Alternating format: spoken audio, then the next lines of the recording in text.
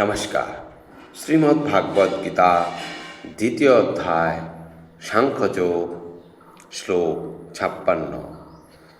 দুঃখেস্য নুদিগ্নমনা সুখেষু বিগতস্পৃহ বিতরাগ ভয়ক্রোধ স্থিতোর্ধি মুনিরুচ্যতে।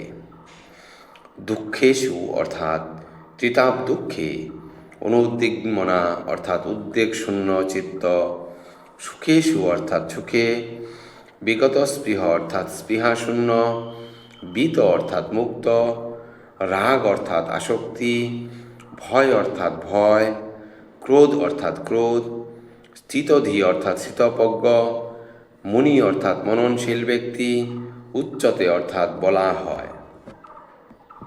অনুবাদ: ত্রিতাপ দুঃখ উপস্থিত হলেও যার মন উদ্বিগ্ন হয় না, সুখ উপস্থিত হলেও যার স্পৃহা হয় না, এবং যিনি আসক্তি, ভয় ও ক্রোধ থেকে মুক্ত, তিনিই স্থিতধি অর্থাৎ স্থিতপ্রজ্ঞ। তাৎপর্য: মুনি তাকে বলা হয় যিনি কোনো স্থির সিদ্ধান্তে উপনীত না হয়ে নানা রকম অনুমান করবার মাধ্যমে মনকে নানাভাবে আলোড়িত করতে পারেন। তাই বলা হয় যে নানা মুনির নানা মত। কোনো মুনির মতো যদি অন্য মুনির থেকে স্বতন্ত্র না হয়, তবে তাকে যথার্থ মুনি বলা যায় না। নাসাবৃশিশ্চস্য মতং ন ভিন্নম। কিন্তু এখানে ভগবানের উক্ত স্থিতধি মুনি সাধারণ মুনিদের থেকে ভিন্ন।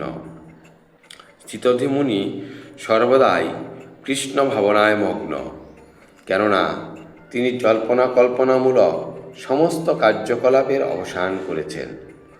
তাকে বলা হয় প্রশানন্তি, শেষ মরণোত্তর তথা, অথবা যিনি জল্পনা কল্পনা স্তর অতিক্রম করে উপলব্ধি করতে পেরেছেন যে বসুদেব তো নয়, ভগবান বাসুদেব বা শ্রীকৃষ্ণের সব কিছু, তাকে বলা হয় একনিষ্ঠ মুনি।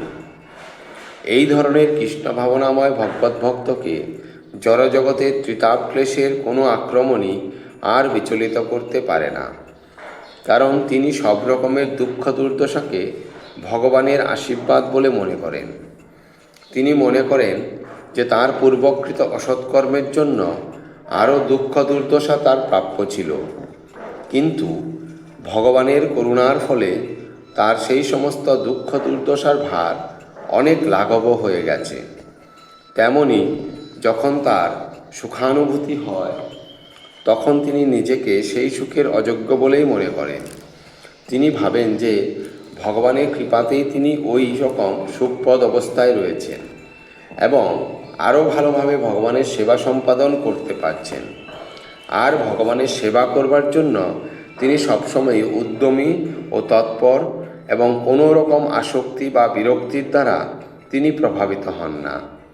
নিজের ইন্দ্রিয় তৃপ্তি করার আকাঙ্ক্ষাকে বলা হয় আসক্তি, এবং এই ধরনের ইন্দ্রিয় তৃপ্তির আকাঙ্ক্ষা না থাকলে বলা হয় বিরক্তি।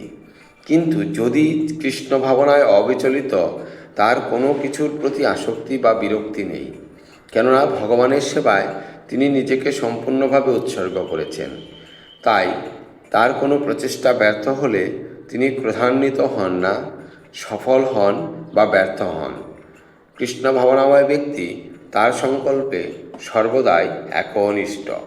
ধন্যবাদ।